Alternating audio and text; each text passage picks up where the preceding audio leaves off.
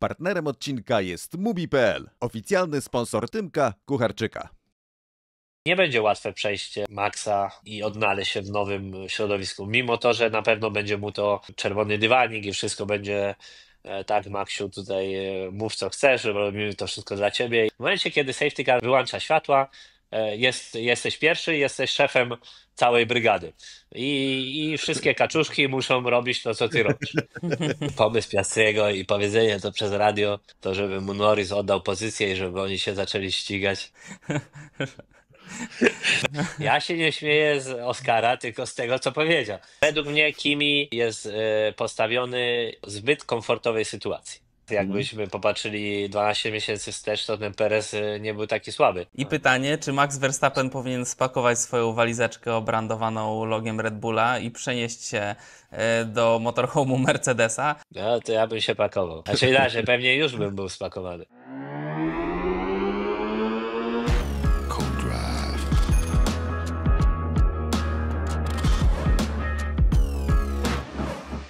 Dzień dobry, Codrive 86, jest ze mną Cezary Gutowski, współtwórca tego podcastu. Dzień dobry, Czarku. Dzień dobry wieczór.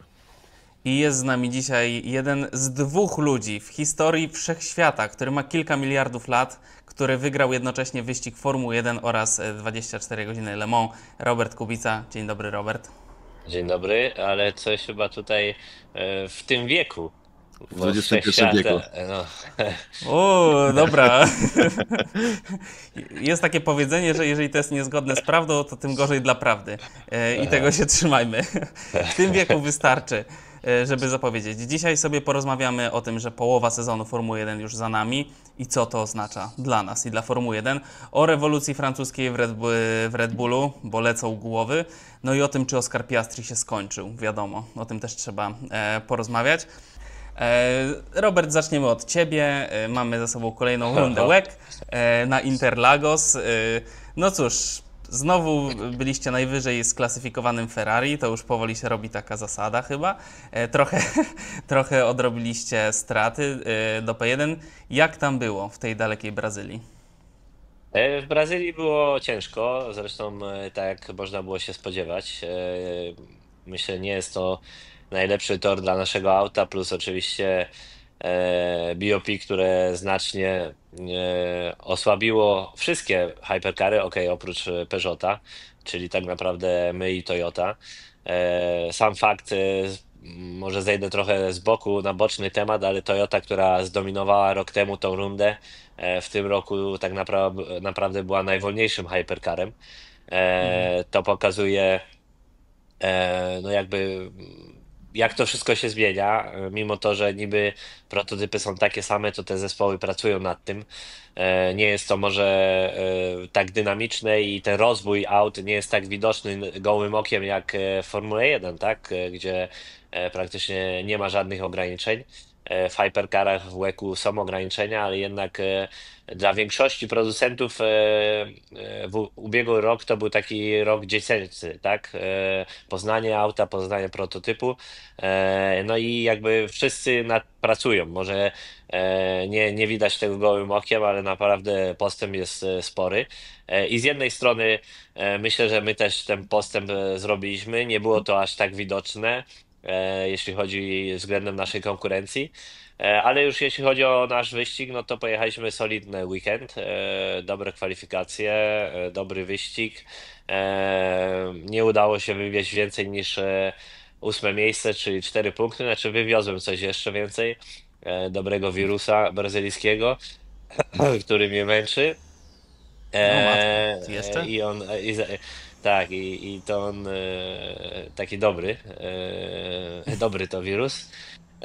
No i jakby nie było z jednej strony, wynik nie jest jakiś rewelacyjny, ale z drugiej strony jednak to samo poczucie takie pozytywne, że pojechaliśmy dobry wyścig, jest jest okej, tak? Czasami często mówię, że można wrócić do domu zadowolonym z 8 miejsca, a można wrócić do domu wkurzonym z 3. I to jest właśnie trochę ten moment. No tak, jak na ciebie to faktycznie zadowolony. Przechodzimy teraz do propsów i disów za Grand Prix Wielkiej Brytanii 2025. Ja zacznę. Potem Robert, a Czarek na końcu, bo ostatnio Czarek był pierwszy. Mój props dla Sir Lewisa Hamiltona, który dojechał na 4. miejscu. Co prawda przerwał swoją absurdalną serię podiów na Silverstone, ale wciąż bardzo dobry wynik. Wziąwszy pod uwagę mojego disa, czyli Charlesa Leclerca, który startował 6., skończył 14. Ja wiem, że tam strategia zespołu i tak dalej, ale to nie był zbyt mocny weekend Monakijczyka i coraz bardziej się zastanawiam, czy jednak się zdecyduje odejść, czy w końcu powie basta. Jak się mówi po włosku? Koniec. Nie wiem, do Saubera. Do Cadillaca. Tak. Robert, props i dis twój za Wielką Brytanię. No props, chyba jest jeden kandydat, zdziwiłem się, czyli Nico Hülkenberg, a jakby disy, czyli ogromny wpadka. Ogólnie to nie jest jednego kierowcy, a całego systemu inżynieryjskiego i podejmowanych decyzji poszczególnych zespołów względem warunków i opon, jakie zakładali. To co się wydarzyło w Silverstone, według mnie podkreśla e, nowoczesny styl pracy inżynierów i kierowców. Czyli symulacje, numery, a zero takiego jakby wyczucia sytuacji i analizy tego, co widzimy. I też Mhm. chyba mało kto chce i potrafi podjąć trudne decyzje w trudnym momencie. I to wyszło po prostu ewidentnie i to nie w jednym zespole, a w większości zespołów. Mało kto przez radio kierowca potrafił się postawić zespołowi. Według mnie zatrzymywanie kierowców, gdzie tak naprawdę jest 5 zakrętów full mokre i wkładanie twardych opon, po pierwsze pokazuje zero pojęcia jakby ludzi, którzy podejmują decyzje. Po drugie, jeszcze gorzej, kierowcy, który to akceptuje.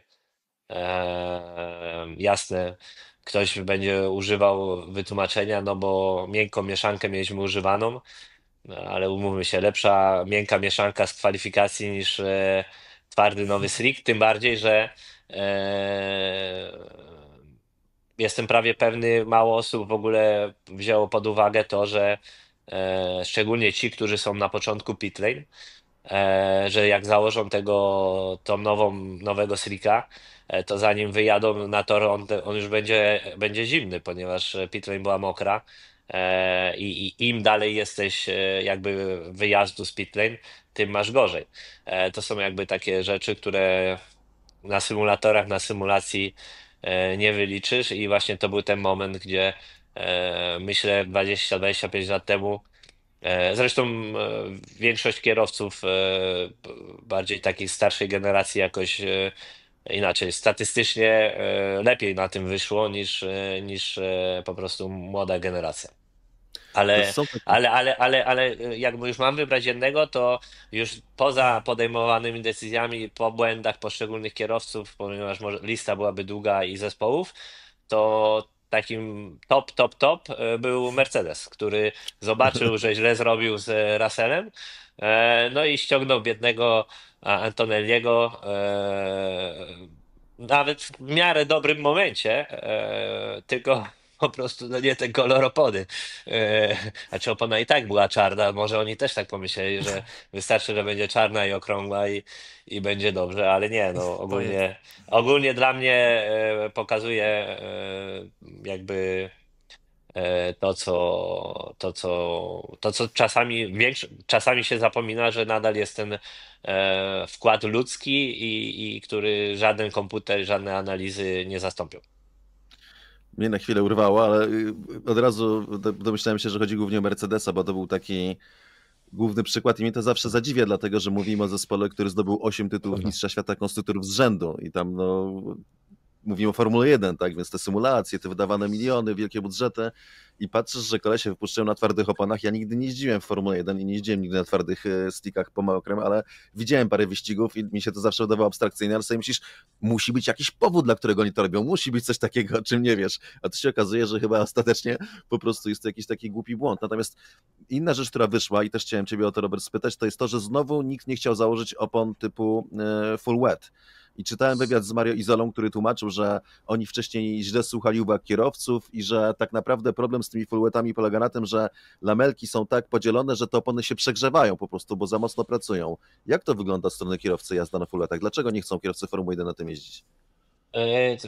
Nie chcą jeździć, ponieważ okno pracy full weta jest bardzo zawężone. I po drugie, o czym nikt nie mówi, to jest to, że w momencie, kiedy naprawdę będzie padać na tego full weta, e, to najprawdopodobniej wyścig zostanie przerwany. I jakby wyścig albo nie zostanie puszczony, albo nie zostanie po prostu przerwany. Nie wiem, kilka lat temu była Suzuka, tak, gdzie groźny jakby wszyscy skandal się zrobił, że widoczność była niska, że nie było kontroli nad autem. E, no dobrze, ale wszyscy jakby wystartowali na przejściowych oponach.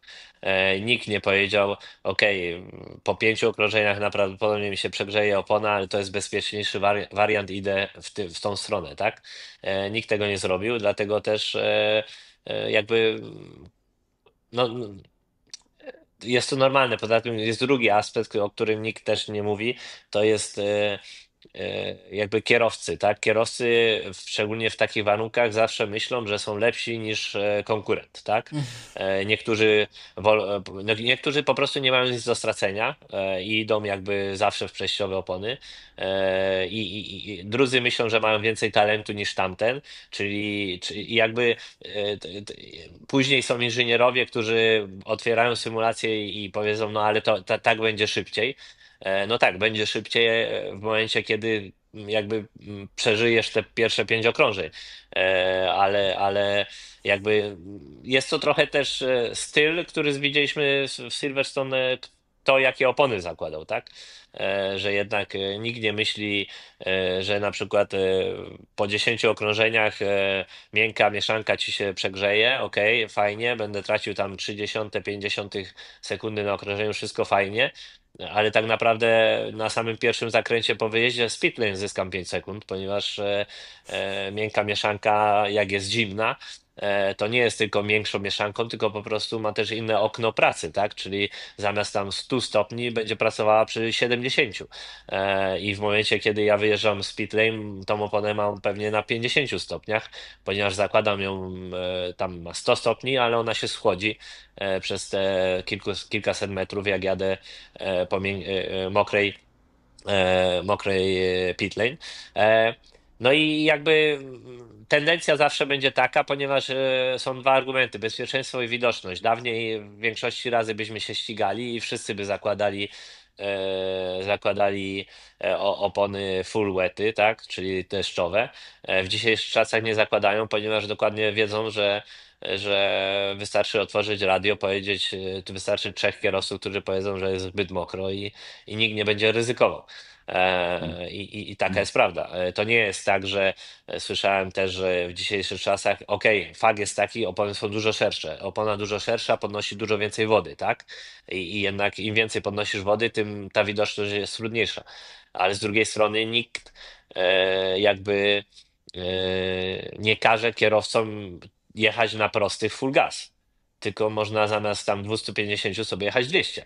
Jasne, jest to super niebezpieczne, bo widoczność jest praktycznie zerowa, no ale tak było często dawniej i ze względów po prostu bezpieczeństwa to nie jest robione i teraz możemy się sprzeczać, co jest ważniejsze, tak? Jednak uważam, że bezpieczeństwo jest ważne, dlatego ja na przykład bym zrobił w ogóle tak naprawdę dwa warianty opony przejściowej, tak? w ogóle by zapomniał o oponie deszczowej, ponieważ ona no, poza jednym okrążeniem na przykład na treningu, gdzie ktoś sobie coś chce sprawdzić, to tak naprawdę nie jest używana. I nigdy nie będzie. Bo robią nową ponoć. Dobra, zostawiliście mi same najtrudniejsze, ale dobra, można się było tego spodziewać. Jeśli chodzi o propsa, to ostatecznie nam go za kwalifikację, bo tam to, że Max wyjeździł to pole position to jedno, natomiast tam no, wiadomo, że oni zdjęli skrzydło nastrymowane i mówili, że to są poziomy z Monzy.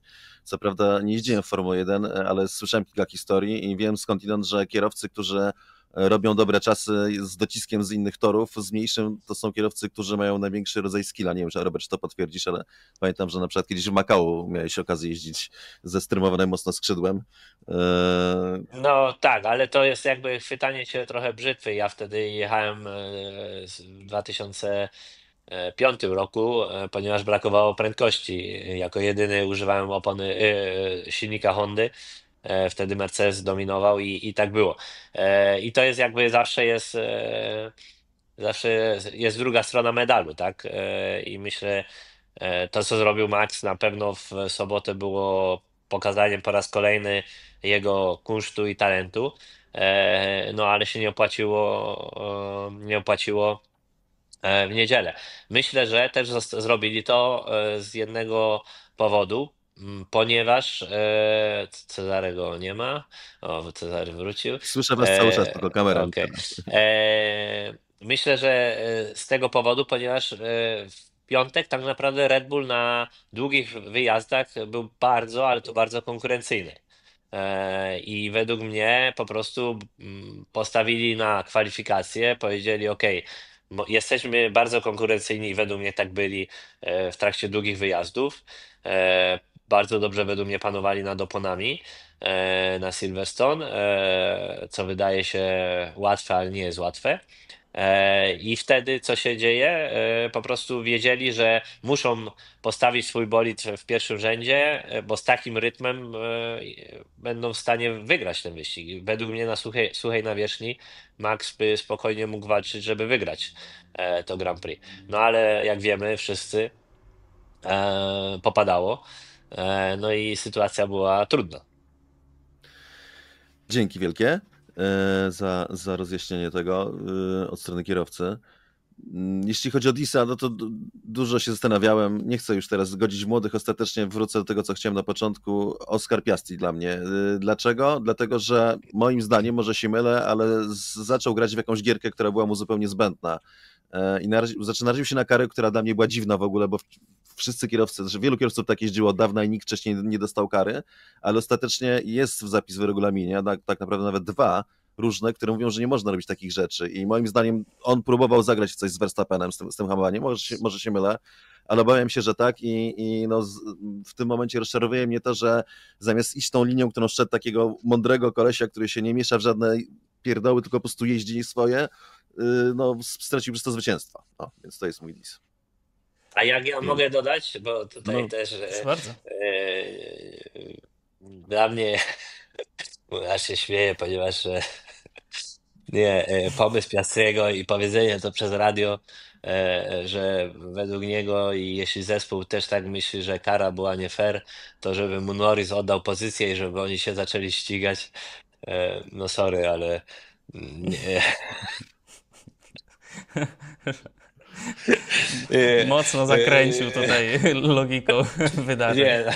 Nie, jak ja to usłyszałem, mówię, wow. No, na szczęście szybciutko się z Nie, tego wycofał, Znaczy, ale tak szybciutko, nie wiem czy tak szybciutko, ale ja rozumiem, że w trakcie jazdy jest jakby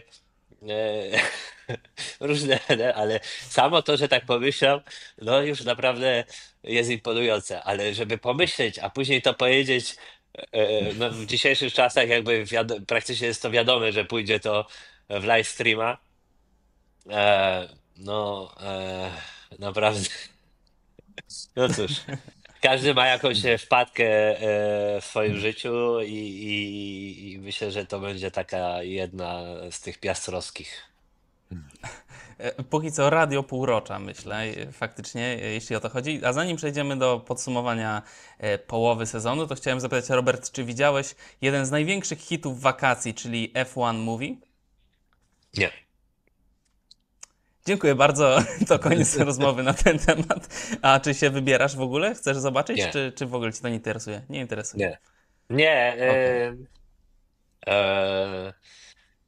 Nie. Nie, ponieważ jakby chyba jako jedyny, albo mogę się mylić, ale jako jedyny na początku, oczywiście wtedy mnie nikt nie słuchał, ponieważ jeździłem w Williamsie, czy też nawet już nie jeździłem wtedy. Nie podobał mi się Drive to Survive pierwszy i jakby wyłączyłem po kilku minutach i tak naprawdę nic więcej nie widziałem. I mogę się mylić, ale coś mi tutaj zajeżdża podobnym jakby stylem. A wy Myślę, widzieliście?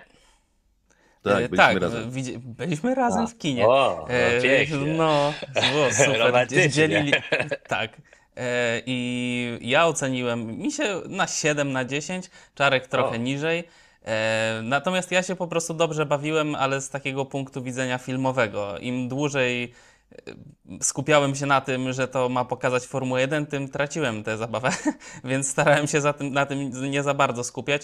Myślę, że dla Ciebie mogła to by być projekcja nieco trudna i musiałbyś nam tutaj, chociaż nie, pewnie nie odpowiadałbyś tak pokrętnie jak Sainz czy ktoś tam się jeszcze, Albon, że naprawdę super film, chyba że jesteście hardkorowymi fanami, no ale to tak trzeba było pokazać. Ale Myślę, no, żeby ale cię to chłopakom się podoba, bo im więcej followersów na socialach przybędzie Też no, mi a się no tak to wydaje. widzisz, nie wiem, jakoś tam. Poza tym ja z kinem mam różne takie jakby perypetie. Ogólnie w kinach zasypiam. Aha. No a jak już pójdę na film o Formule 1, to wypadałoby nie zasnąć. E, A to jest, Ale a to jest A, trudne w wykonaniu. ale na przykład warto posłuchać sobie soundtracka z filmu. Możesz tak, sobie muzyka jest posłuchać samej fajna muzyki, bardzo. muzyka jest świetna, tak. No dobra, no Em, ale no dobra, no to ale to jak możemy sobie posłuchać muzykę świetną, to chyba nie o to chodziło, nie? nie tylko o to. Inaczej. Jest dużo dźwięku silnika? Bo jak muzyka Jest, jest ale świetna, to powiem ci tak, znaczy ja dodałem mu początkowo 4 na 10, a potem już poniosłem na 5 na 10 i z hejtem się spotkałem, wielu osób pisało, co ty mówisz, to nie jest dokument i tak dalej, ale ja pustek patrzyłem na te sceny wyścigowe, typu są akcje, że zjeżdża na pit stop, zakładają mu nie te opony, a on nie wyjeżdża. Załóżcie mi moje opony, nie? I wie, czas leci 10, 15, 20, 30 sekund i on stoi. Dobra, zakładają no, mojego opony po 40 sekundach, on wyjeżdża i jeszcze tam walczy, nie? Albo no wiesz, tak, no a wypada z jak? toru, No, obraca no, się, no, no. wraca na tor i wiesz, i walczy o zwycięstwo. Albo rusza z tylnego No. rzędu, ruszają, masz, wiesz, zaraz po starcie i już w połowie prostej są w środku stawki, omijają z lewej, z prawej, w ogóle, wiesz, mężykami. Jakieś totalne abstrakcje, jeśli chodzi o ściganie. A to No, Brad Pitt jechał, może on by dał radę. no, albo wiesz, komuś się za bardzo przypomniało jakieś gry z dzieciństwa, że wiesz, startowałeś z ostatniego rzędu i po 2 okrążeniach byłeś pierwszy. No ale umówmy się, jest to produkcja nie dla nas. Znaczy przynajmniej nie Tak dla mnie. jest, tak jest. I dlatego nawet gdybym poszedł, to nie powinienem jej oceniać, ponieważ to nie jest dla mnie, Nie według jesteś mnie. targetem, tak. Tak, No no też tak myślę. Podobno im ktoś mniej wie o Formule 1, tym bardziej mu się film podoba. no, na Więc pewno. Tak, bardzo. Tak, No, Wyglądali ma tak super jest. recenzje No, od recenzentów takich dobrych w Stanach, że wiesz, Tak. jeden koleś, ten Nerdrotic mówi, nie mam bladego pojęcia o Formule 1, film jest bardzo dobry, tego potrzebujemy, trochę jak Top Gun, więc jeśli chodzi o show, i mi się też podobał jako taki show, ale jakby jak mnie nudziły sceny wyścigowe, że w pewnym momencie traciłem koncentrację, bo już były takie abstrakcje się działy pod względem sportowym na torze, że Super no, nie wtórne. byłem w stanie się skupić na tym w ogóle, po prostu totalnie odjeżdża, jakby było niespójne z tym, co widzę na torach, kiedy oglądam wyścigi. I może na tym Tak skończmy jest. recenzję. Na tym skończmy. Wróćmy do prawdziwego ścigania, czyli pierwszej połowy sezonu 2025. Czy w ogóle, Czarku, Ci się podobała ta połowa sezonu? Czy jesteś ukontentowany sportowo, pod względem sportowym? Jestem ukontentowany sportowo, dzieje się po prostu bardzo dużo ciekawych rzeczy. Mamy ten czynnik młodych kierowców, którzy na początku było dużo błysków, teraz w ostatnim wyścigu jakby wszyscy młodzi polegli, bo były trudne warunki. No jest dramaturgia, jest ten Piastri, który walczy z Norrisem i te jakby zmiany nastrojów. Piastri bardziej regularny, Norris tutaj się wybija, wygrywa wyścigi. No jest ta kwestia Verstappena oczywiście, że no wypada chyba z walki o Mistrzostwo Świata, tak mi się wydaje. Jemu tak się wydaje. Więc jest ten Sauber, który idzie do góry, podium Hülkenberga. Uważam, że była to pierwsza fajna połowa sezonu i uważam też, że dużo zawdzięczamy McLarenowi, czyli to, co zresztą Robert krytykuje też, no bo to jest niepraktyczne, ale fakt, że jeszcze nie kombinują z kolejnością kierowców, daje nam szansę na to, że będziemy mieli walkę o Mistrzostwo Świata. Więc czekamy na tą drugą połowę sezonu. A Robert, masz jakieś największe zaskoczenie? Coś cię najbardziej zaskoczyło? Jakiś kierowca Jeszcze, a albo może zespół? Robert, czy tobie się spodobał ten pierwszy połowę sezonu? Bo widzę sceptyczną minę. Nie, mi się podoba, podoba. Według mnie Formuła 1 oferuje teraz dobre wyścigi i sporo się dzieje. Umówmy się, poza jakby pierwszą pozycją, która jest jakby w cudzysłowie zaklepana dla McLarena, chociaż też tak nie jest. Widzieliśmy kilkukrotnie, że można z nimi zawalczyć lub też popełniają błędy.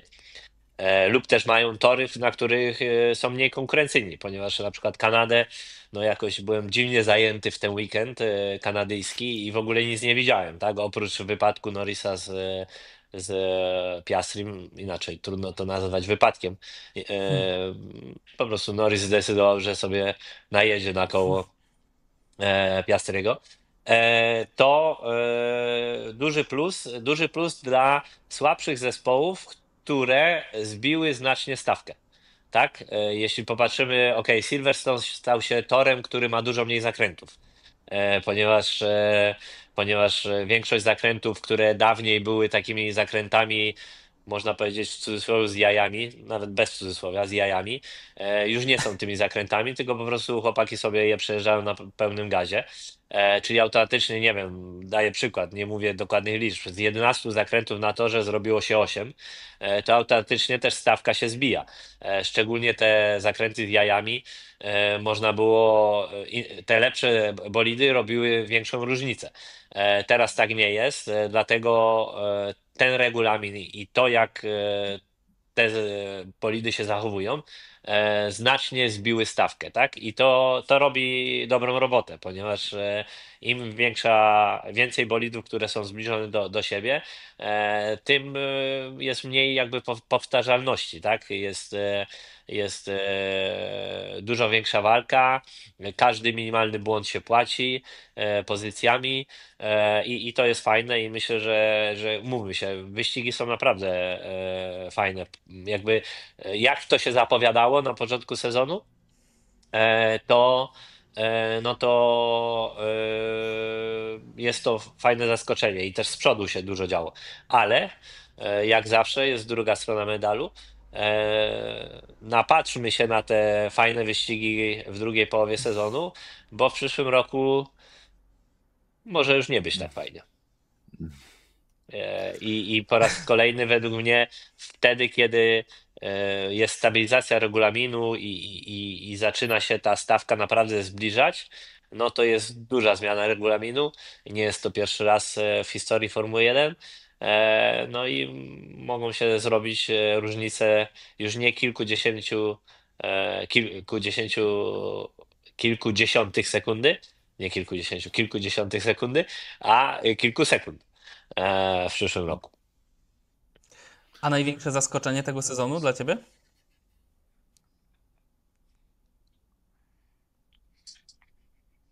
Robert myśli dla tych, którzy nas słuchają. Nie wiem, czy zaskoczenie, już tak naprawdę nie zaskoczenie, ale drugi fotel Red Bulla. Aha. W sensie Bo już skakujecie, nie- że nikt nie jest w stanie, czy że Tsunoda Tak, nie zrobi? nie, ogólnie, no bo to nie tylko Tsunoda. Teraz jakbyśmy popatrzyli 12 miesięcy wstecz, to ten Perez nie był taki słaby.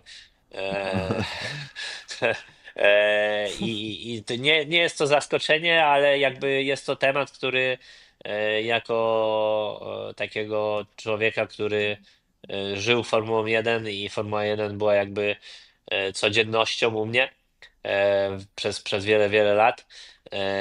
To jest to temat taki, który no, jest dziwny. No. Mhm. Czarku, twoje zaskoczenie? Podium Nico Hülkenberga, ale w takim szerszym kontekście, bo no wie, po tylu latach w Formule 1 i po tylu startach, mając taką prędkość, którą Nico ma i miał zawsze, no to należy się spodziewać, że w jakimś momencie będzie w stanie złożyć wyścig i dowieść podium do mety. Natomiast poza tym, że po prostu no, zrobił mega dobrą robotę i zespół zrobił mega dobrą robotę, to jest tym duży postęp w krótkim czasie Saubera. I to jest bardzo miłe zaskoczenie dla mnie, dlatego że z jednej strony człowiek się spodziewał, że szczególnie po zatrudnieniu Binotto, no, który moim zdaniem niesłusznie stracił robotę w Ferrari, po prostu potrzebował pomocy, można było tam oczekiwać, że jakbyś te porządki zaczną działać w Sauberze, ale że tak szybko, to już jest trochę zaskoczenie. Więc tak, to podium Hülkenberga i postęp duży w krótkim czasie Saubera. A rozczarowanie z drugiej strony medalu? Tego Mła samego. czy Robert? Tła. Tła. Tła. Dla mnie, Robert się pewnie z mną nie zgodzi, ja jestem rozczarowany Kimim Antonellim. To znaczy zapowiadano go na o wiele lepszego kierowcę niż jest. Ja rozumiem, że to jest jego debiut.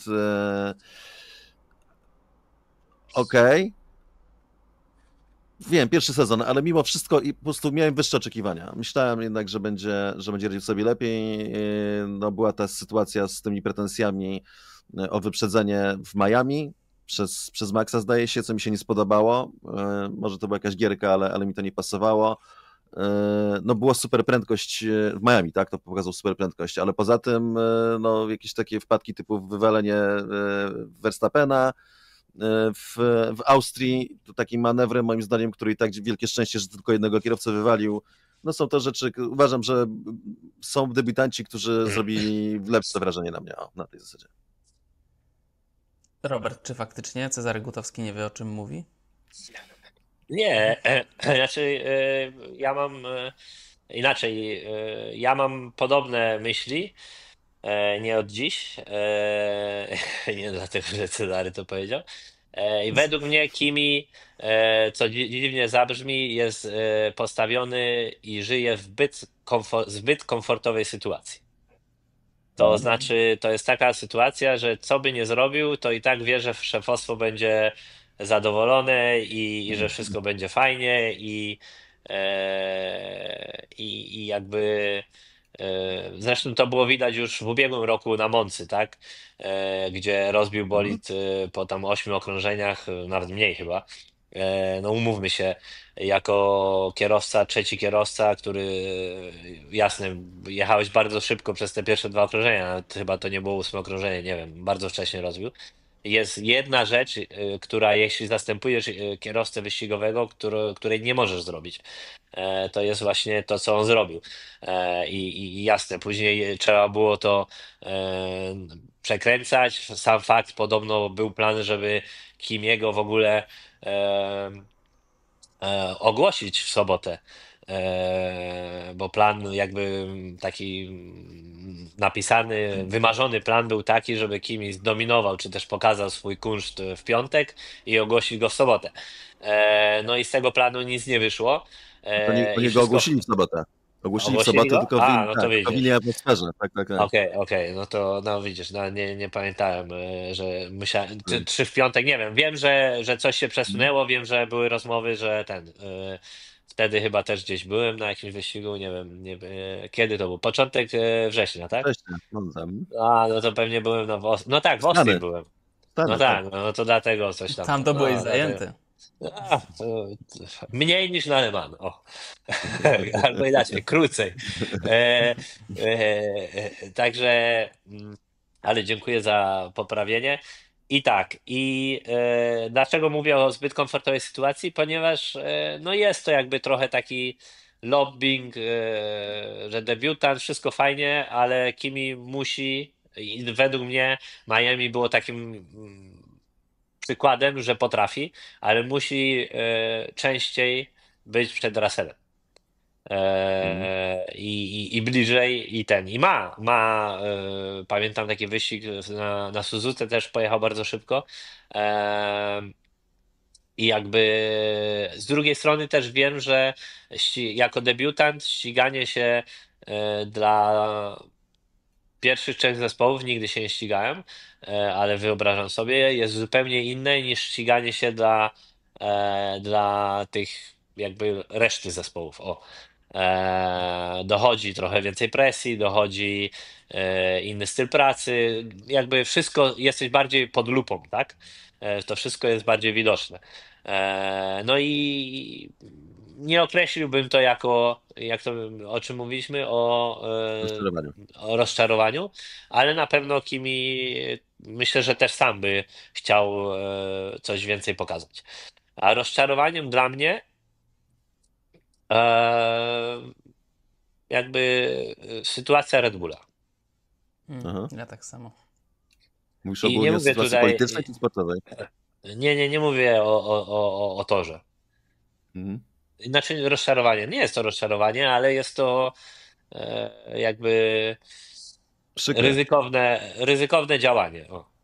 Bardzo ryzykowne działanie. Oczywiście kiedyś są podejmowane pewnie takie no, ostre decyzje i jakby ale dużo się dzieje w obozie Red Bulla poza chyba sportowymi rzeczami, co niekoniecznie dobrze wpływa na ten aspekt sportowy. No i jakby nie było, to Max im robi sporo robotę i jest takim kołem ratunkowym. Bo gdybyśmy wzięli, nie wiem, drugiego Tsunodę czy też Lawsona, no to byśmy mieli faworyta do bycia rozczarowanym i byłby tylko jeden. Dlatego też, chciałbym inaczej. To jest też takie trochę, że chciałbym zobaczyć i chcę zobaczyć, jak to się wszystko rozwinie i jak z tego wybrnie Red Bull. No to ja też szybko, ja tak samo, rozczarowanie Red Bull, jestem rozczarowany, że tak się sypią po prostu, nie spodziewałem się, wiedziałem, że tam rozkład następuje, ale nie sądziłem, że to się tak posypie jak domek z kart, a zaskoczenie Isaac Hadjar, może ostatnio troszkę mniej, tego ostatniego wyścigu nie liczę, bo po prostu wszystkich ścięło wtedy równo debiutantów, ale jestem nim pozytywnie zaskoczony. Czarku, to jeszcze tak na krótko, najlepszy i najgorszy kierowca i team tej połowy sezonu dla Ciebie? Najlepszego kierowcę. Wydaje mi się, że nadal będzie to Max Verstappen, tylko po prostu tego nie widać, dlatego że już sprzęt nie pozwala, ale są te chwile takich rzeczy. Fernando to często podkreśla. Najlepszy pośród nas, tak jak kiedyś Robercie mówił. I za co szanuję Fernando, bo niełatwo jest powiedzieć kierowcy takiego formatu o innym, że jest najlepszy. A Fernando ma swoje ego i ma swoje umiejętności, więc Max, który nie był w stanie tego pokazać, plus jeszcze być może Piastri byłby tym kierowcą, gdyby nie ostatnie jakieś takie perypetie. Natomiast najgorszy kierowca, to musi być chyba jednak Yuki Tsunoda, bo on jeździ pełny sezon i jakby bardzo się rozmija to, co sobie myślał i to, co sobie mówił i to, co deklarował, że będzie z tym, co się faktycznie dzieje. Więc tak to wygląda. Jeśli chodzi o zespoły, to co, najlepszy oczywiście McLaren, bez dwóch zdań, w ogóle w cuglach wszystko zgarnia. Natomiast jestem trochę rozczarowany. Red Bull to jest łatwy cel, więc powiem, że jednak trochę Ferrari, jeżeli liczyłem na to, że może podjęli odważną decyzję o zmianie konfiguracji zawieszenia przed tym sezonem, natomiast jakby znowu zapowiedzi były większe i patrząc na to, co się dzieje z Hamiltonem, ale też z Leclerciem, to nawet całościowo łącznie z kierowcami, bo to już biorę nie tylko, że sam zespół, kierowcy obok są super, tylko zespół do niczego. Wszystko, co się dzieje teraz z Ferrari, jest dla mnie trochę rozczarowaniem jednak, więc najgorszy team. Robert, chcesz coś zmienić, czy podpisujesz się pod tym? Nie, znaczy ciężko wybrać. Takim negatywnym zaskoczeniem jest Colapinto, który i to jest najlepsze jakby. Zapomniałem o nim w ogóle. No widzisz, właśnie mówiłem o tym, że to zmienia z kim jedziesz i o co walczysz, tak? Ponieważ gdyby wsadzilibyśmy do Colapinto do Red Bulla czy też do Mercedesa za Antonellego, to byśmy wszyscy go tutaj krytykowali. Jako że jeździ w Alpine jest taka mało widoczna, można powiedzieć. mimo to, że Gasly potrafi pojechać bardzo mocny wyścig i kwalifikacje czasami, to jednak Colapinto po hypie, ponieważ mówię tutaj specjalnie trochę o hypie ubiegłorocznym, kiedy zastąpił w Williamsie e, i pojechał końcówkę sezonu, to to jakby no coś tu nie gra, tak? I teraz który to prawdziwy Colapinto, tak? Ten, który wszyscy byliśmy, znaczy nie byliśmy. Większość ludzi była super tak zaskoczona i pozytywnie i jakby zrobiło się naprawdę spore pompowanie balonika, czy ten Colapinto, który jeździ teraz w Alpine. Em, Jeśli chodzi o zespół, no to wiadomo, McLaren za auto i jakby e, za to, co robią, ale to też podkreśla i tu mamy dwa zespoły, które potwierdzają tą regułę, że jakby performance, czyli wydajność auta, pakietu potrafi znacznie ułatwić ci zadanie lub utrudnić, tak?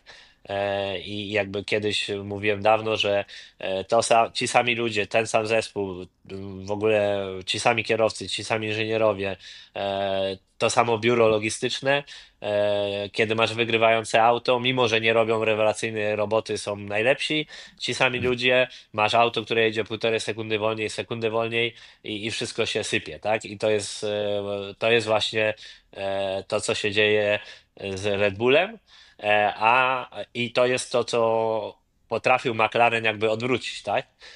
Że już nie pamiętamy, ale tak naprawdę to nie było dawno temu, gdzie McLaren no nie brylował. I teraz dominuje. I naprawdę to nie są 5, 6, 7 lat. McLaren zaczynał ubiegłoroczny sezon jakby e, nie z najlepszym autem. No a od 1,5 roku, no nie 1,5, ale od roku dominują poza jakby małymi jakby takimi nawet chyba w ubiegłym roku to Silverstone było takim wyścigiem, gdzie dostali takiego, można powiedzieć, wiatr w żagle. O.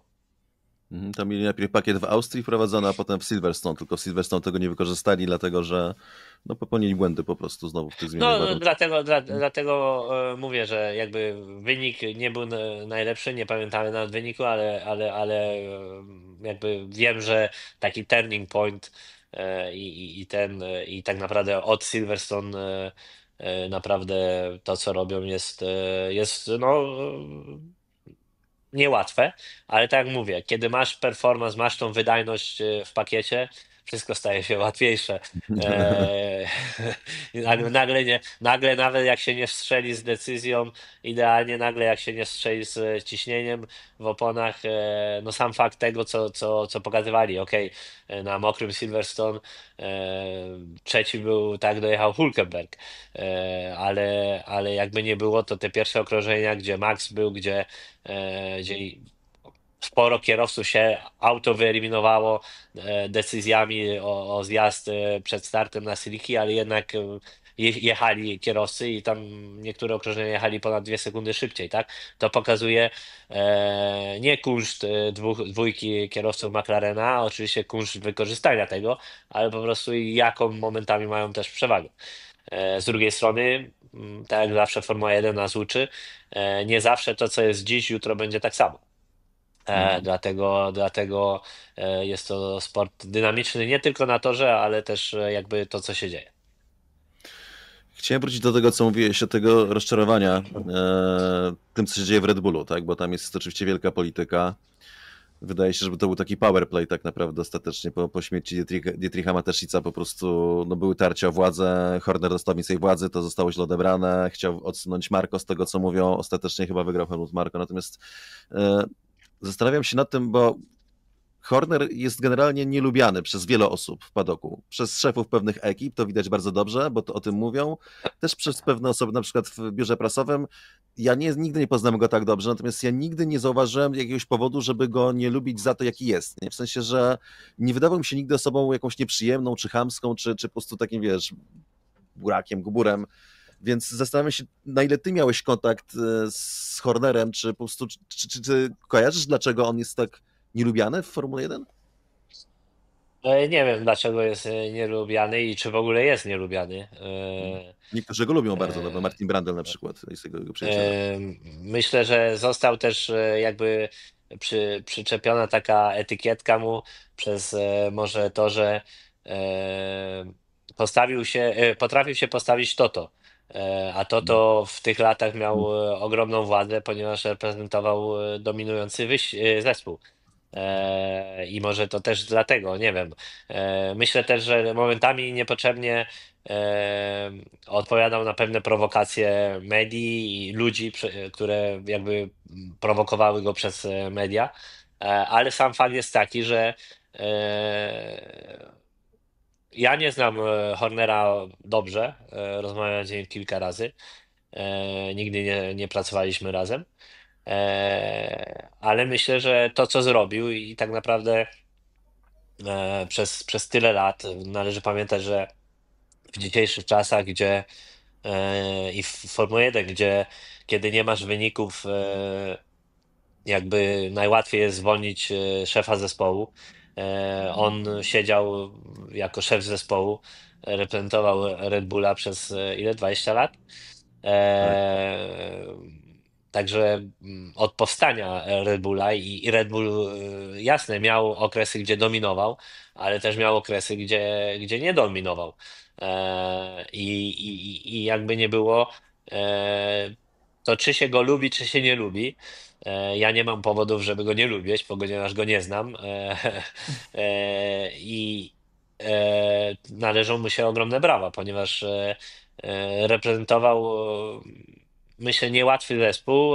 Nie wiem, jak było w środku, nie interesuje mnie też to, ale na pewno też jakby sam powiedziałeś, wiemy nie od dzisiaj, że jednak ta władza w Red Bullu była podzielona, momentami było więcej też walki o tą władzę i po raz kolejny, kiedy wszystko idzie dobrze, kiedy się wygrywa, e, może nam te rzeczy tak nie przeszkadzają.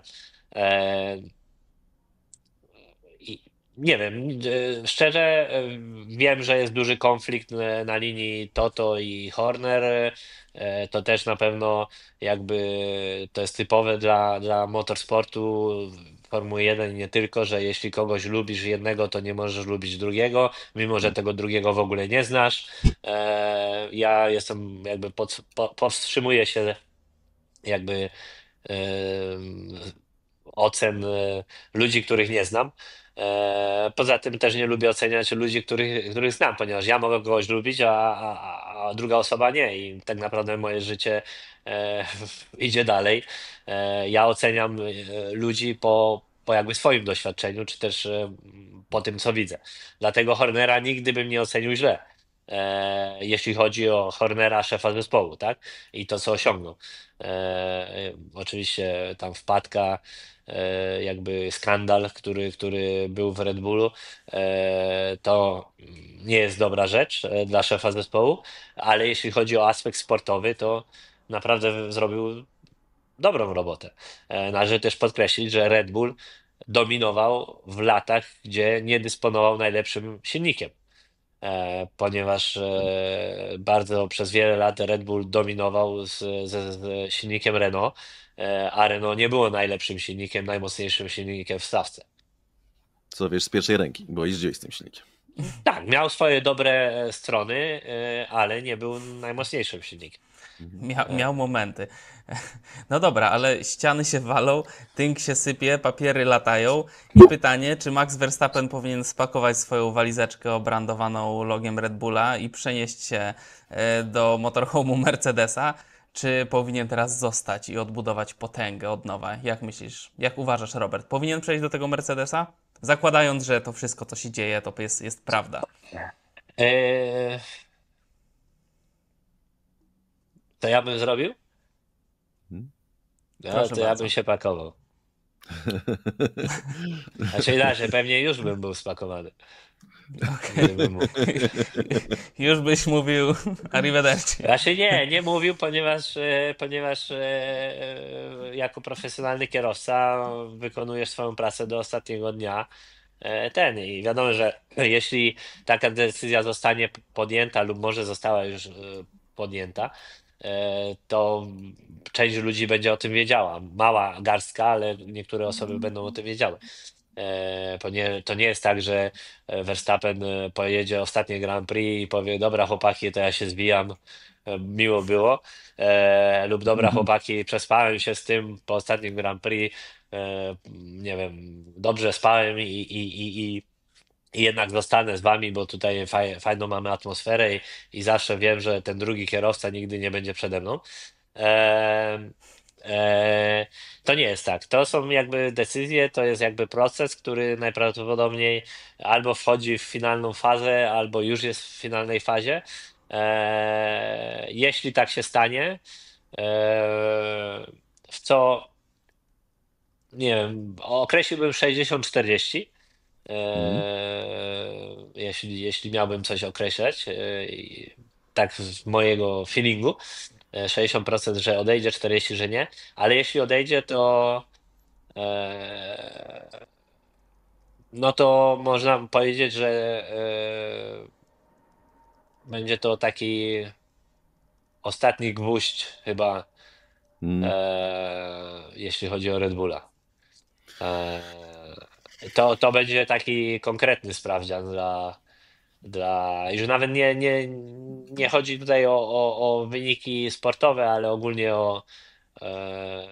ponieważ tak naprawdę zespoły Formuły 1 są ogromnymi firmami, tak?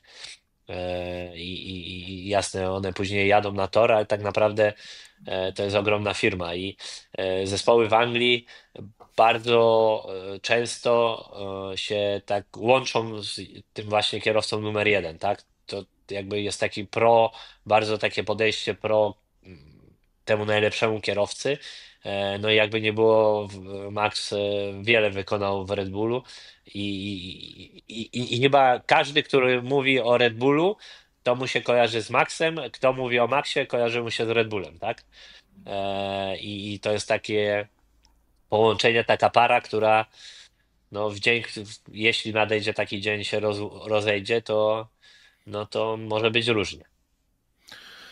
Ja chciałem też wrócić do naszej rozmowy, bo no, powiedziałeś i też się w 100% zgadzam, że jeżeli na rynku jest taki kierowca jak Max Verstappen, to nawet będąc w sytuacji Toto, kiedy ma dwóch takich kierowców jak George i Kimi, no to powinien brać Maxa, tak? Szaleństwem byłoby go nie kontraktować, no i potem się martwić. Znaczy, No i, hmm? tak brać Maxa, to tak najpierw trzeba mieć kasę, żeby można było wziąć Maxa. No ale ponoć mają. Okej, no to jak mają, to już jest dobry start. Tak. No, sorry, że wszedłem. Nie, jasne, jasne. Rodzi się kwestia, znaczy dwie kwestie. Jedna kwestia to jest taka, że trochę mi szkoda George'a, dlatego że no, dostaje taką trochę lekcję pokory, bo robi mega robotę. Ja uważam, że jest bardzo dobrym kierowcą, a jednak mimo tego nie ogłoszono podczas Grand Prix Wielkiej Brytanii, że ma przedłużony kontrakt z Mercedesem, co moim zdaniem już jest pstryczkiem w nos od Verstappena, bo musi czekać na decyzję Maxa. A natomiast nie jest wcale powiedziane, że to Russell straci miejsce w Mercedesie. Więc zakładając, że jesteś na pozycji Toto, o której mówiłeś, i już miałeś kasę, ściągnąłeś Maxa i teraz musisz zwolnić mu miejsce w Mercedesie. Kto powinien zwolnić miejsce w Mercedesie Verstappenowi? Nie wiem, nie jestem w głowie to, jak mówiłeś, że jakby przez pierwszą część twojej wypowiedzi powiedziałeś, że ciężko jest zwolnić George'a, tak? Zastanawiałem się, czy jesteśmy pewni, że to George jakby zostanie odsunięty. Nie byłbym tego tak pewny. Mimo to, że jakby no Kimi Antonelli dla Toto jest jego takim, można powiedzieć, synem, tak?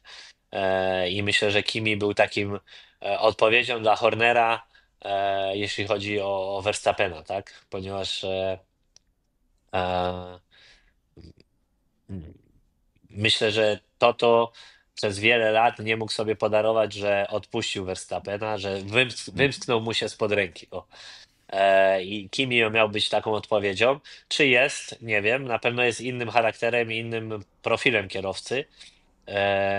Dlatego też, żeby oceniać go tak, trzeba było mu dać więcej czasu. Zdecydowanie nie jest, jeśli chodzi o takie pierwsze wejście, tak? ale też jest w innej sytuacji. Tak jak powiedziałem, dużo bardziej komfortowej. Według mnie Verstappen, wszyscy byli pewni, jaki ma talent, ale nadal, kiedy stajesz się kierowcą najpierw Alfa Tauri, to było do Alfa Tauri, czy Toro Rosso, Toro Rosso. czy Toro Rosso. Toro Rosso, no ale zespołu z Faenzy, kiedy stajesz się kierowcą Toro Rosso i wchodzisz, jesteś w rodzinie Red Bulla, no to wszyscy wiemy, że komfortowej sytuacji nie masz, że musisz sobie na to zapracować, wynikami. Ja myślę, że jeśli Max przejdzie do Mercedesa, to będziemy mieli skład Verstappen-Russell. I tak mi się to wydaje. Jeśli tata Toto chce zadbać o swojego w cudzysłowie syna. Mhm. Tak? No tak, żeby go Max nie zmiótł z planszy. No bo może Bo się to okazać, pewnie. że z drugiej strony należy podkreślić jeden aspekt, że to nie będzie łatwe przejście Maxa i odnaleźć się w nowym środowisku, mimo to, że na pewno będzie mu to robione, jeśli, podkreślam, jeśli to się stanie, wszystko jakby czerwony dywanik i wszystko będzie tak, Maksiu, tutaj mów co chcesz, robimy to wszystko dla ciebie i to nadal zmiana środowiska po tylu latach, widzimy to po Hamiltonie nie jest łatwa, ale będzie łatwiejsza niż ma to Hamilton, zdecydowanie. Mhm. I No też się dobra, no a zastanawiam- ty co byś zrobił, no? Ja uważam, że Jakbyś był powinien Toto. zostawić. Nie uważam, że Kimi Alpin albo Williamsa Sainz, nie wiem, niech idzie do Red Bulla, bo Red Bull potrzebuje jakiegoś kierowcy. Jakiś tam Schachermacher, natomiast Max do George'a. I to w ogóle, no, bo moim zdaniem byłby to super dobry skład. I wcale nie jest powiedziane, że Max by George'a pozamiatał, bo o ile wierzę w prędkość George'a w kwalifikacjach i jego wyczucie samochodu, o tyle jeśli chodzi o racecraft, no to nie pokazał przez te lata mi przynajmniej tego, co pokazuje Verstappen. Natomiast czystą prędkość ma, więc chętnie bym zobaczył w ogóle, jakby wyszli obok siebie Max w nowym zespole, tak, nowy samochód, więc miałby trochę do tyłu. Bardzo chciałbym to zobaczyć. A jesteś pewny, dobra, a ja zadam takie pytania, a czy jesteś pewny, że George by chciał? George na pewno mówi, że on się nikogo nie boi, bo on pokonał Louisa Hamiltona. Przecież, no tak. To, że mówi, e, to no, ale no nie wiem.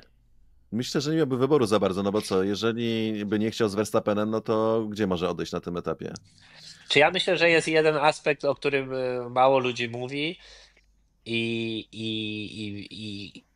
i w dzisiejszych czasach takiej niewiadomej, tak, ogromnej niewiadomej, ponieważ to, co się wydarzy w ubiegłym roku, no jest największą niewiadomą chyba w historii Formuły 1, jeśli chodzi Tak. o regulamin i o to, jak to wszystko będzie wyglądać, jak W to... przyszłym roku, tak? Tak. To jest jedna taka jakby, też gwarancji nie mamy, ale ludzie jakby idą w pewne, że Mercedes na pewno zrobi dobry power unit. Na bazie tego, co się wydarzyło, już 10 lat temu? 11. 11 lat. No. 11 lat temu.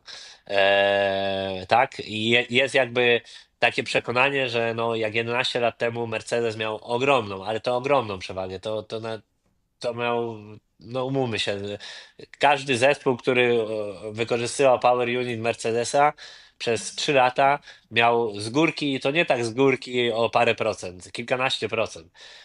Mieli przewagę, nie wiem, sekundy na okrążeniu. Byli lata, ale to sezony przed rywalami. Według mnie niektóre jednostki napędowe doszły do poziomu Mercedesa z 2014 roku po 3 sezonach. A nadal jakby to, co I na było w przekręcie Mercedesie. idą. Nie, to mieli więcej, ale no, mówię o bazie z 2014 roku, tak? Mercedes, który przez 2 sezony w ogóle nie zakładał, dawniej można było stosować taki quali mode, tak? Czyli na jedno, dwa okrążenia miałeś tam kilkadziesiąt koni więcej, ponieważ nie musieli. Także no ogólnie jakby jest takie coś, że z tyłu głowy, że można nawet powiedzieć przekonanie, ale nie może to być przekonanie, ponieważ to są różne ery. To, co się wydarzyło kilkanaście lat temu, było kilkanaście lat temu. Nie wiemy, co się wydarzy dzisiaj, nie wiemy, kto się wstrzeli z rozwiązaniami technicznymi, ponieważ nowe regulaminy zawsze oferują ogromne możliwości. I no i jakby inaczej, gdybym ja miał wybierać, spałbym spokojniej, gdybym był w jednym z trzech zespołów z jednostką napędową Mercedesa. To ja jeszcze tylko pół żartem od siebie, że chciałbym zobaczyć, jak Max Verstappen współpracuje z menedżerem do spraw ubioru w Mercedesie, który został zatrudniony w tym roku i dobiera mu tam ciuszki, bo w Red Bullu to koszuleczka Red Bulla czysto i tyle, nie ma tam żadnych wymysłów. Ale no dobrze, ale jesteśmy pewni, że to jest ktoś, kto ich ubiera? Mają menedżera Podobno- specjalnie zatrudnili Ale stanowisko zrobili. że mają menadżera, to ale nie wydaje mi się, że, że kierowcy kalibru Verstappena jest, czy też George'a jest narzucane, jak ma wejść do padoku. Jak ma wejść ubrany do padoku. To zawsze idzie parami, panowie. No? To nie jest tak, że no, kierowcy stali się modelami, lubią i dbają o swój wizerunek. Jakby coraz więcej jakby inaczej wejście kierowcy do padoku zrobiło się jakby takim sprzedażą marketingową, tak? Dawniej byś w cudzysłowie dostał e, Dresik no, z logo. no nie, no, nie można było inaczej wejść, tak? Gdybyś wszedł w normalnym t-shircie, to by było ciężka rozmowa w niektórych zespołach. A w dzisiejszych czasach to nawet krzywo na ciebie się popatrzą, jak wejdziesz w t-shircie zespołowym, no bo jak to? Chyba tylko Max E, wchodzi w ogóle. no albo pewnie, wiesz, no tak, dlatego jakby miał obstawiać, to nadal myślę, że jeśli są jakieś kontrakty, ponieważ to pewnie o to też chodzi, że zespół sprzedaje jakby ten moment kierowcy, czyli od jakby wejścia do padoku do hospitality jako wydarzenie marketingowe. Jeśli to sprzedają, to pewnie Max wejdzie w normalnym t-shircie, a nie w jakichś sweterkach, czy też, nie wiem, w jakichś bardziej odjechanych ubiorach, chociaż mogę się mylić, ale wątpię. Zobaczymy. No dobra, ale wracając do Oskara Piastriego, którego już tutaj, no uśmiałeś się nieźle, nie znamy się długo, acz nie widziałem, żebyś się aż tak śmiał jak z tej Nie, ja sytuacji, się nie ale śmieję, nie, moment. Ja się nie śmieję z Oscara, tylko z tego, co powiedział. I ogólnie no z tak, sytuacji, oczywiście, z tego co powiedział. Tylko, no bo Z- tak, no z- bo tutaj to jest taka typowa sytuacja, nie wiadomo, czy się śmiać, czy płakać. No nie, no naprawdę, no. Nie, no sorry. No. Ale te jego propozycje, cokolwiek ciekawe, zostały spowodowane jego wcześniejszą decyzją, czyli nawet nie przyhamowaniem, tylko prawie że zatrzymaniem się w miejscu za safety carem. I co w ogóle uważasz o tym manewrze, o tym pomyśle? Czy to jest dla ciebie jednoznaczne, że kara i nara? Jak to wygląda od strony kierowcy? Jedziesz za safety carem, nie wiem, czy bliżej, czy dalej i ktoś z przodu robi takie rzeczy. Jak to wygląda za kierownicą? Tak, wygląda to prosto. Są pewne regulaminy, które większość tych regulaminów większość kierowców w ogóle nie zna. Umówmy się, nawet nie mówię o 2 latach temu, tylko dwa Grand Prix wcześniej pewnie coś takiego by przeszło. Ale po tym, co się wydarzyło w Kanadzie, mimo że Kanady nie widziałem, druga rzecz, którą widziałem, to było wielkie halo, jak Verstappen wyprzedził George'a w momencie, kiedy on przyhamował. Są jakby dwie podstawowe zasady, jeśli chodzi o mnie, jako kierowcę. Pierwsza zasada to jest taka, że kiedy jedziesz za safety carem z włączonymi światłami, musisz utrzymać, teraz nie wiem, czy dokładnie Formuła 1 jest 10, pewnie 10 długości auta, tak? To jest jakby Nikt nie będzie tego mierzył linijką, chociaż w dzisiejszych czasach może ktoś się no ale jakby mniej więcej Oczywiście jest normalne, że kiedy jedziesz pierwsze okrążenia za safety carem, kiedy jakby nie jest twoim priorytetem dogrzanie opon czy też hamulców, jedziesz go bliżej i jedziesz równo za nim, ponieważ też jakby cię to nie interesuje, tak? Drugi aspekt jest taki, że w momencie, kiedy jedziesz za safety carem, spalasz mniej benzyny, tak? Niektóre zespoły, chociaż teraz pewnie już są zabronione, mieli takie safety car mody, gdzie automatycznie silnik więcej spalał benzyny, ponieważ na niskich obrotach przy wolnej prędkości tą benzynę mniej spalasz niż więcej, tak? I były specjalne mapy, ponieważ jeśli jest długi safety car, ty nie chcesz kończyć wyścigu na przykład z 4 kg więcej w zbiorniku, ponieważ był długi safety car, ale to nie, w ogóle to jest jakby taki niuans. To, co się wydarzyło, druga zasada jest taka, w momencie, kiedy safety car gasi światła, kierowca jest odpowiedzialny za jakby prędkość, ale ta prędkość nie może się zmniejszać jakby gwałtownie, tak?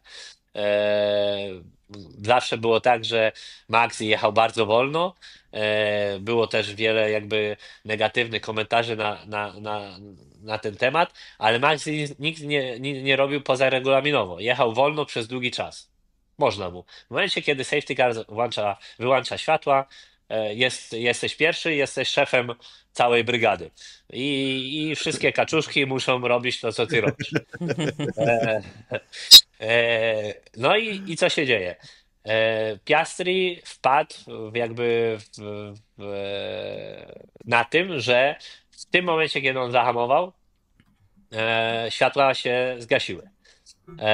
Drugi aspekt jest taki, że gdyby to zrobił na suchym torze, może by się prześlizgnął, ale nadal nie, ponieważ po Kanadzie było wiele szumu. Nawet z tego co wiem, był bulletin, czyli dokument jakby z podkreślonymi regułami, z tym co można, czego nie wolno. No i jakby zrobił rzecz, która gdyby zrobił 100 metrów wcześniej, czy tam kilka sekund wcześniej, może by była ok, ale zrobił rzecz zupełnie niepotrzebną, tak? Ja rozumiem też, że chciał dogrzać opony, dogrzać hamulce i takie rzeczy, ale w momencie, kiedy masz za sobą kierowcę, który jechał 2,5 sekundy wolniej przed safety carem od ciebie, czyli masz ogromną przewagę. W momencie, kiedy jasne, to jedno dohamowanie zmieni ci temperaturę i wszyscy jesteśmy perfekcjonistami i wszyscy chcemy wykorzystać też pewne, też grać na granicy tego, co można, czego nie można. W tym momencie powinien zachować chłodniejszą głowę. O.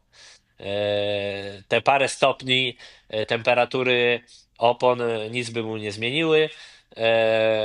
Miał Verstappena pomiędzy sobą, szczególnie na deszczu, kiedy drugi kierowca nie jest w stanie w ogóle za tobą jechać, ponieważ jak na suchym jest trudno jechać za drugim autem, tak na deszczu jeszcze bardziej.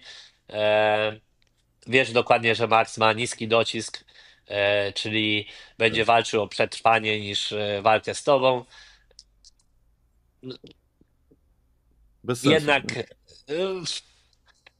inaczej, według mnie nie zachował zimnej krwi, tak? Nie przeanalizował tego, jak to wszystko wyglądało wcześniej i jak ogromną ma przewagę. Według mnie można ryzykować i trzeba ryzykować w Formule 1 i nie tylko w Formule 1, ale kiedy jest ci to naprawdę potrzebne i musisz to zrobić.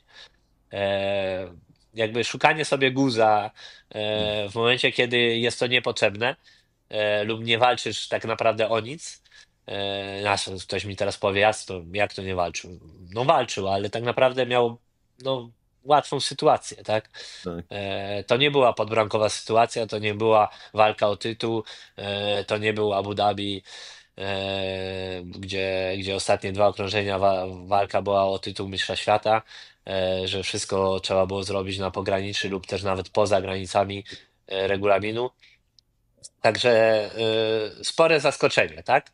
Ponieważ wiele ludzi mówi o Piastrim, że on taki prawie taki jak Kimi, tak? Taki lód, że w ogóle tutaj zero Tak. emocji, zero ten. Możliwe, że zero emocji, ale w tym momencie było też zero w ogóle przemyślenia. Mhm. A jakby pytanie później takie, czy prawidłowo dostał karę? Według mnie tak. Mhm.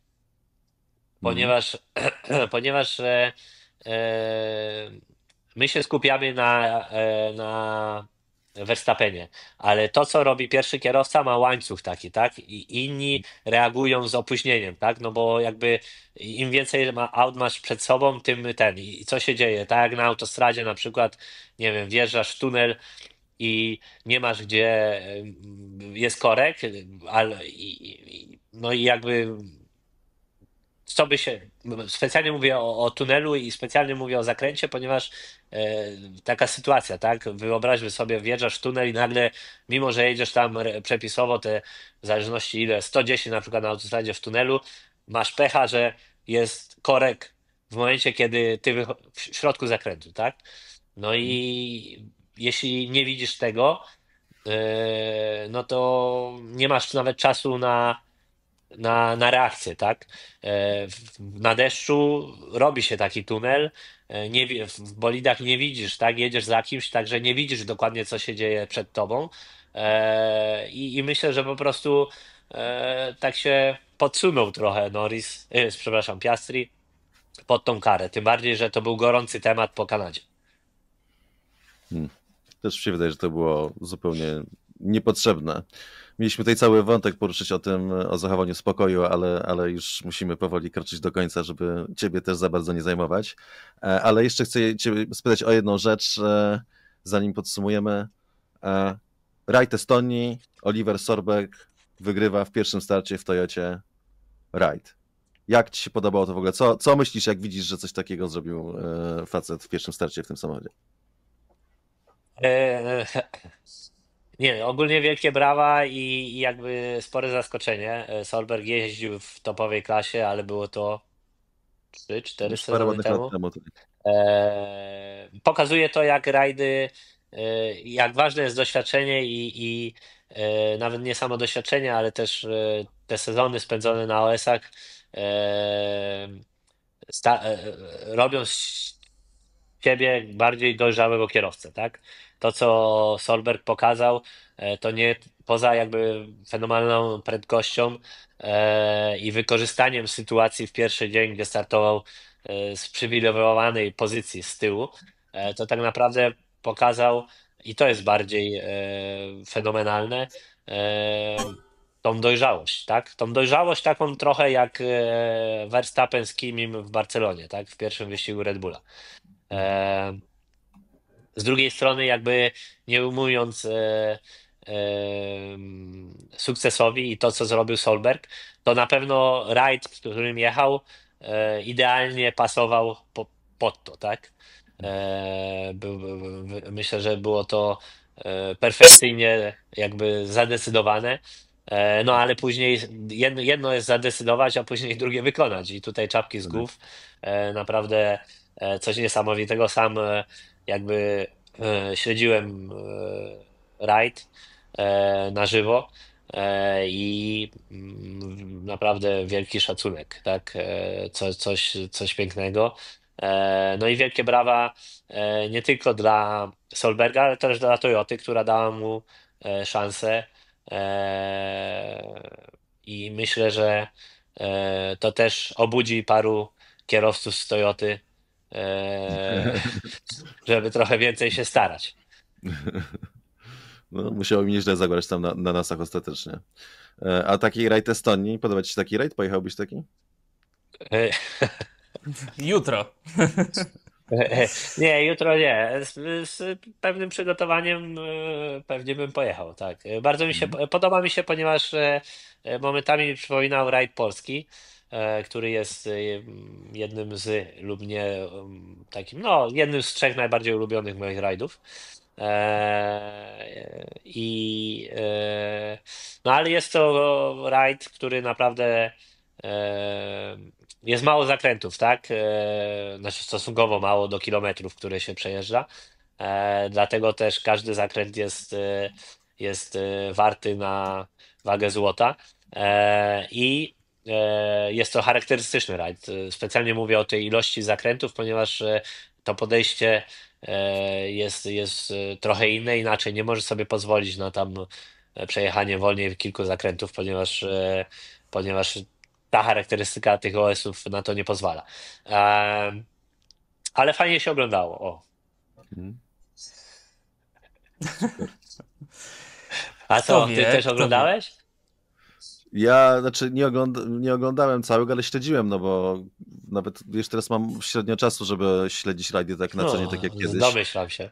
No ale byłem na rajdzie Estonii, wiem, że jest taki charakterystyczny, wiem, że jest tam mało zakrętów. No jak dociera do ciebie informacja, że tutaj Oliver Solberg w pierwszym starcie w Toyocie prowadzi w rajdzie, no to wiesz, no to zdajesz sobie sprawę, że pierwszego dnia przetarł, no ale kurczę, trzeba to dowieść, tak? I więc po prostu no, śledziłem, patrzyłem, no bo działo się coś takiego niewiarygodnego, Rasa 2, wiesz, no. Jest Tak, jeszcze nie, jeden no. kierowca, który chciałbym, żeby wygrał rajd WRC, jakby się zdecydował i to też dało mi Nie, taką to- nadzieję, że może... To inny level. Znaczy, no, na tym przykładzie pokazuje, że Solberg już nie pamiętam dokładnie, czy to było 3 czy 4 lata temu, chyba bardziej 4, może 3, nie wiem. Jak ja jeździł w Hyundaiu, no to jakby to nie był ten Solberg, tak? I to pokazuje ile czasu, ile doświadczenia, ale mi bardzo się podobała ta pewność jego i widać było, ja mówiłem o tym w, w Poleman, tak, że kiedy jesteś w takim tunelu, w takim statusie, w takim flow, że wiesz, że wszystko ci wychodzi, to widać, tak? Wiadomo, że Solberg było pełno emocji, wygrał pierwszy swój OS w WRC, od razu na początku rajdu, był to drugi OS, a tak naprawdę pierwszy prawdziwy i jasne, te emocje jak już przeszły, było widać, że jest duża presja, ale jakby no chłop wiedział, co robi, tak?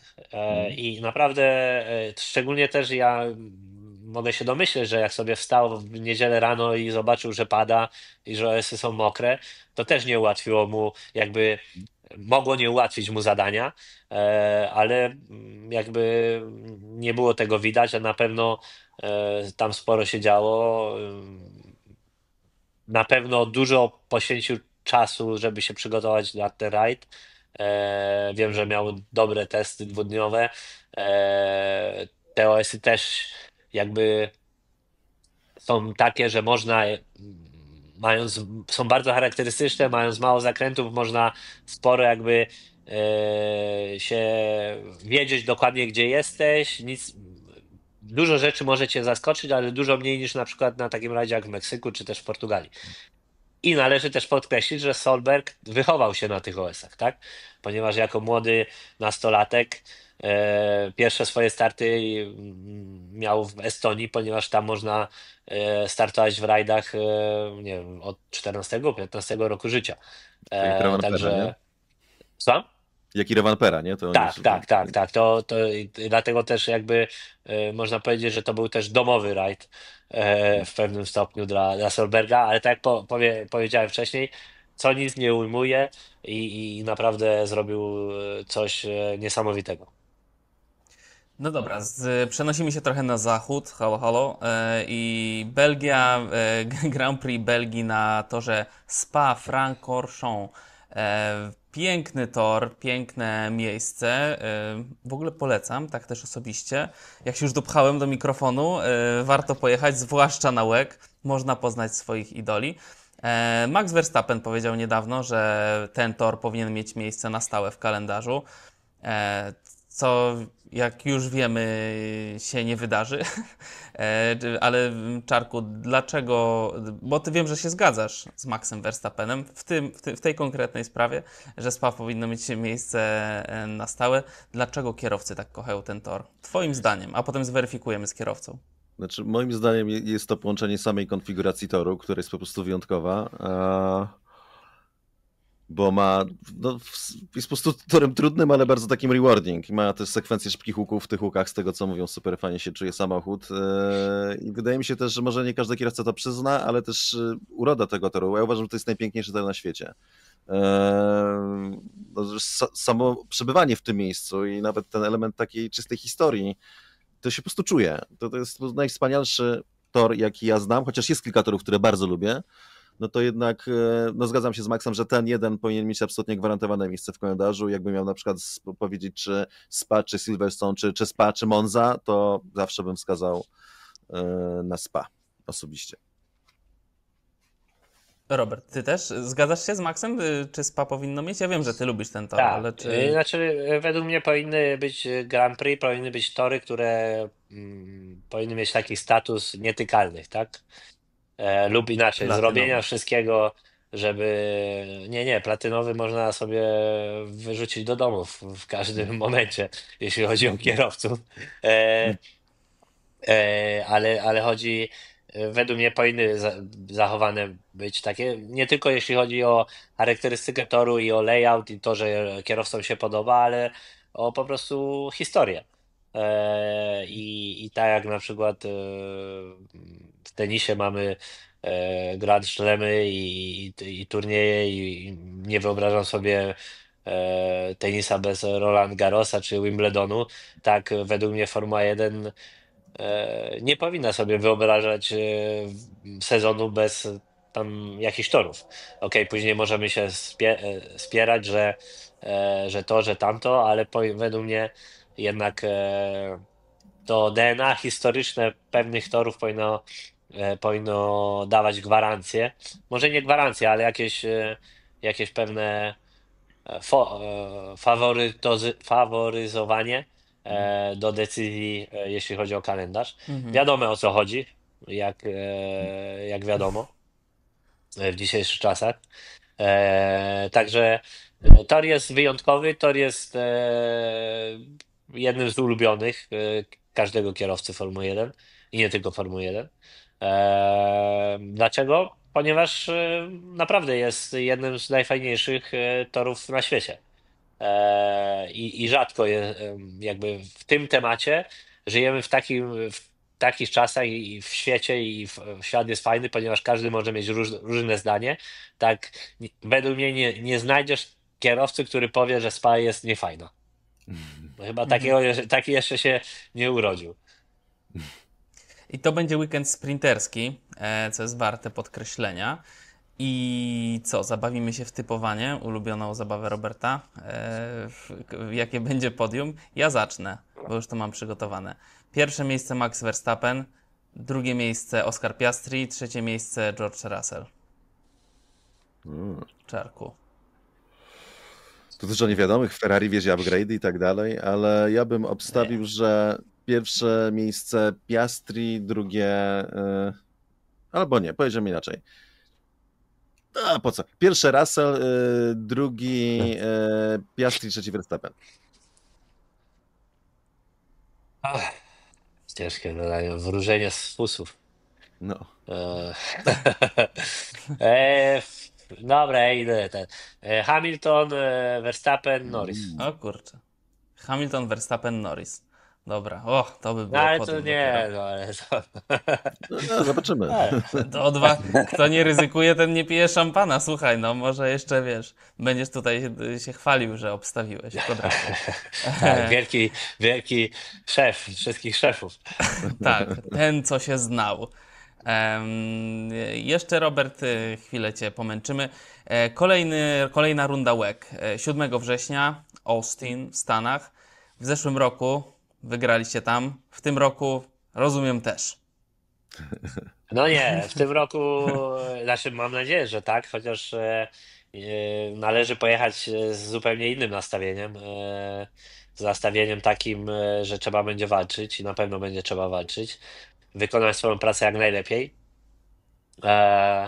Nie możemy pojechać właśnie z takim nastawieniem pewności siebie, że jak w ubiegłym roku wygraliśmy, to w tym roku na pewno nie będzie gorzej.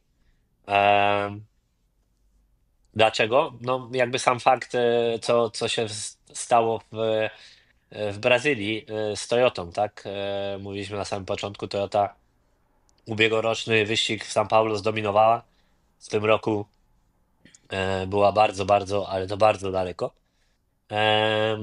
Także pożyjemy, zobaczymy. Pojedziemy z pozytywnym nastawieniem i zobaczymy, jak to wszystko będzie się rozwijało. Zauważyłem, że w ostatnich wyścigach jesteście ciągle najszybszą, znaczy to nie jest akurat nowe, że jesteście ciągle najszybszą naszą załogą pośród Ferrari, ale jakąś nowością jest to, że ciągle jesteście z przodu przed tymi Ferrari. I też odnoszę wrażenie, że zespół już cię bardzo, bardzo słucha. Na tej zasadzie, że jesteś prawie jeżdżącym szefem, przynajmniej w tej jednej załodze. Czy się mylę? Jak się czujecie w tej walce Mistrzostwa Świata w tym momencie? Pozory mylą. Tak w życiu jest.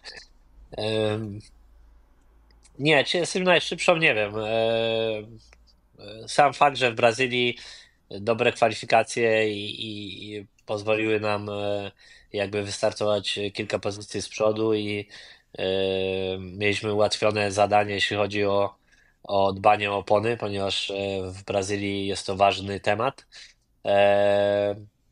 Mogliśmy po prostu skupić się nad wykonywaniem swojego zadania, a nie walce. Oczywiście walczyliśmy, próbowaliśmy walczyć z innymi rywalami, ale tak naprawdę jechaliśmy dosyć taki spokojny wyścig. E, A to jak wygląda, no to bywa różnie. Pracujemy nad tym.